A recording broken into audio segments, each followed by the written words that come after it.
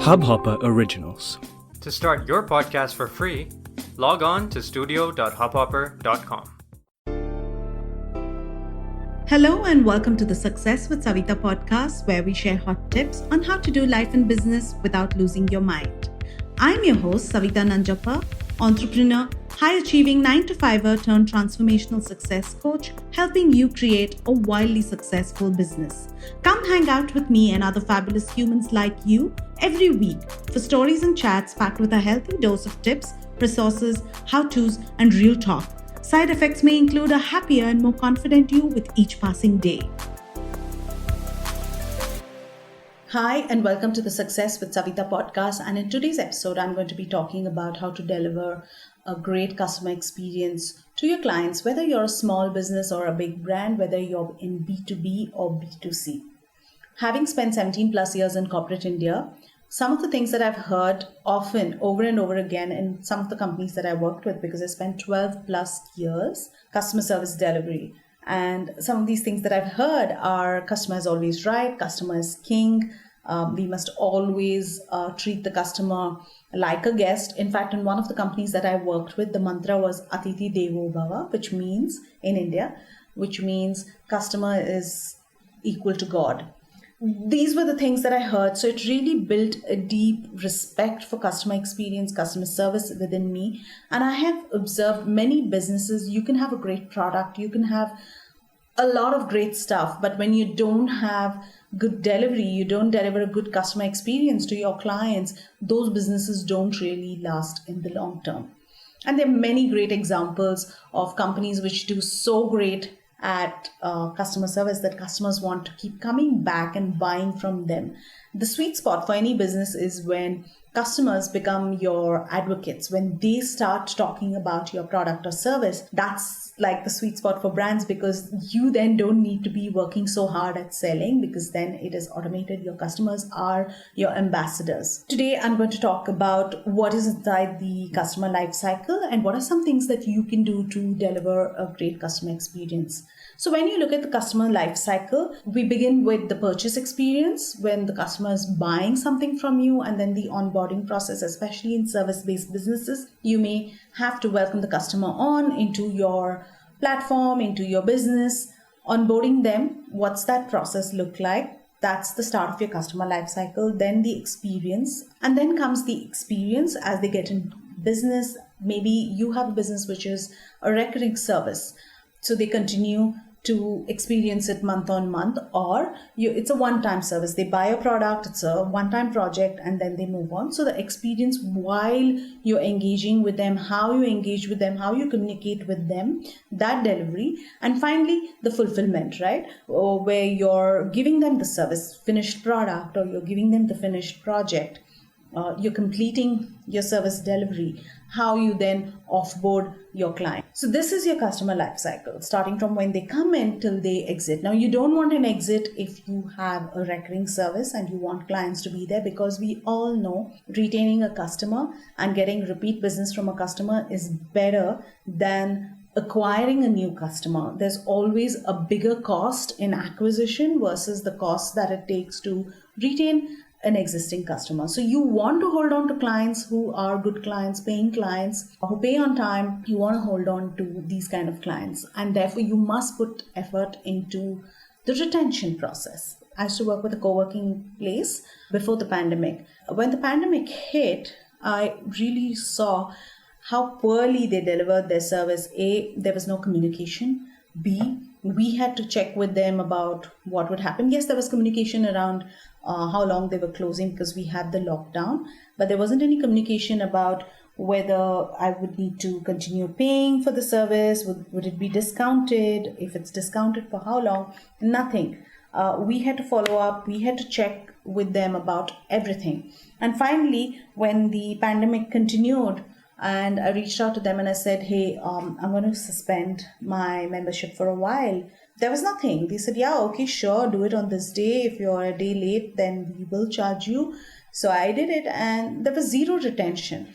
And a few days later, we all received a mail for us to come back at a discounted rate.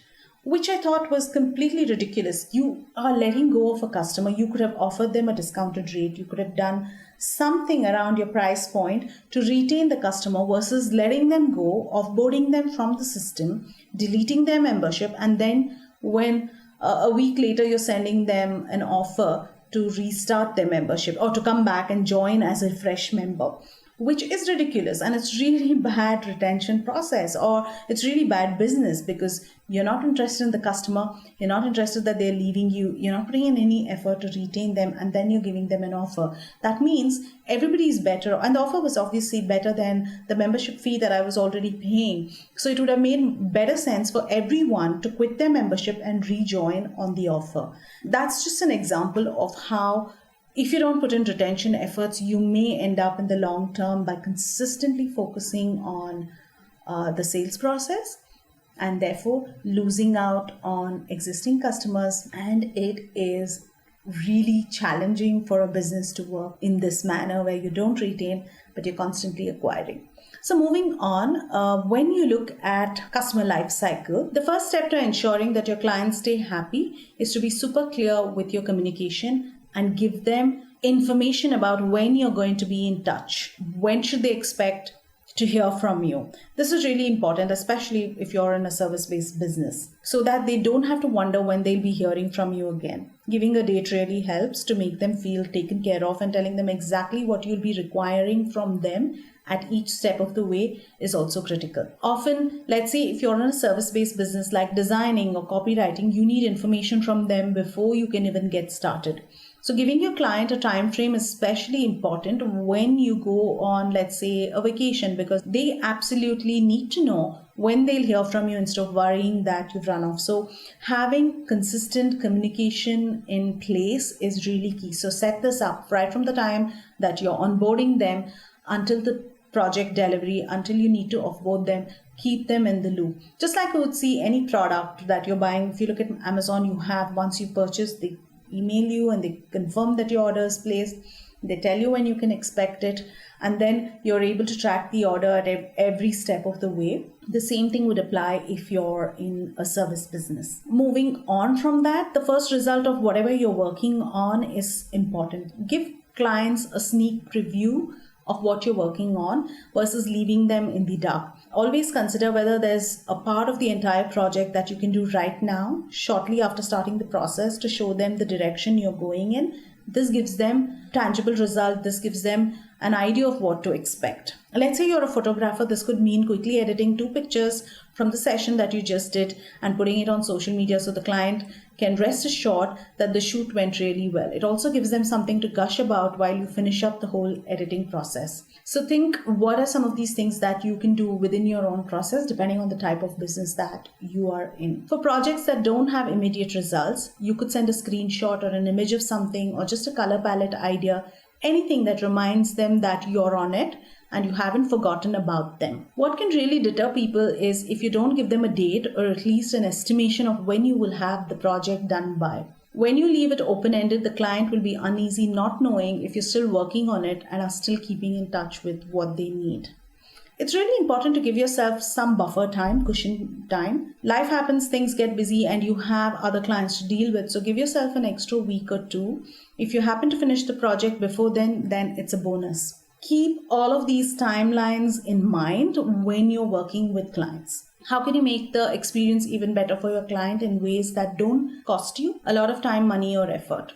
One way to stand out is to show interest in your clients by remembering things they've told you earlier on, such as a vacation they are planning, or asking them about their kids or their business. Like, get to know your clients, build a relationship with them, ask them things that you can probably use or keep in mind as a future reference that will tell you about who they are, how they live their lives. Some interior designers do this really well. They spend time, they create a mood board, but they really spend time getting to know their clients. Another way for you to stand out is for you to include small gifts with products or services that your clients buy, or if they are doing branding and designing with you, including a stack of business cards without extra cost, obviously, for the client. You could include small little freebies, unexpected gifts, unexpected surprises when you're delivering a product or even when you're delivering the service. For all of these reasons, it's important to know who your audience is and what they like and dislike. Instead of just sending a standard item for the sake of it,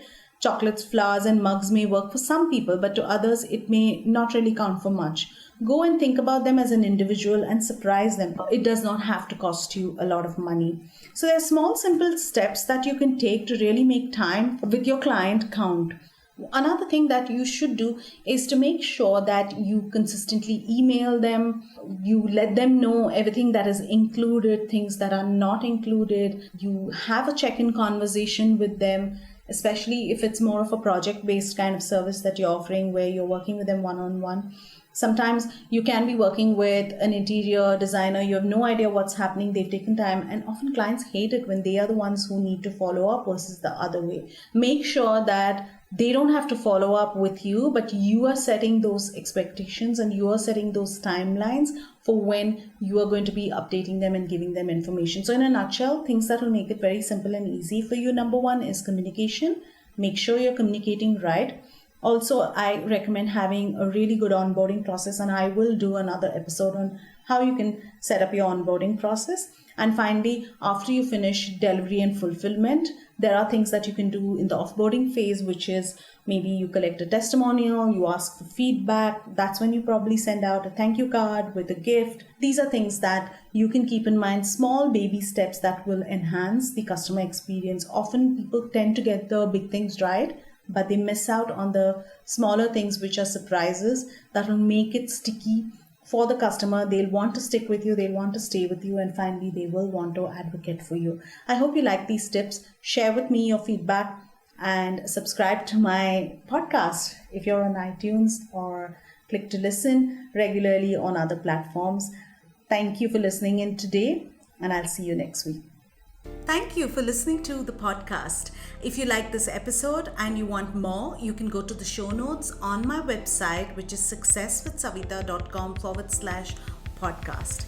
If you like what you've heard so far, I would be grateful to you if you could leave me a 5-star review, subscribe to this podcast, and share with a friend who may find this useful.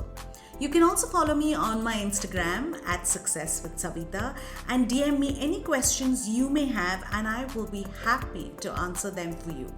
Until the next episode, believe in yourself and all the best to your success.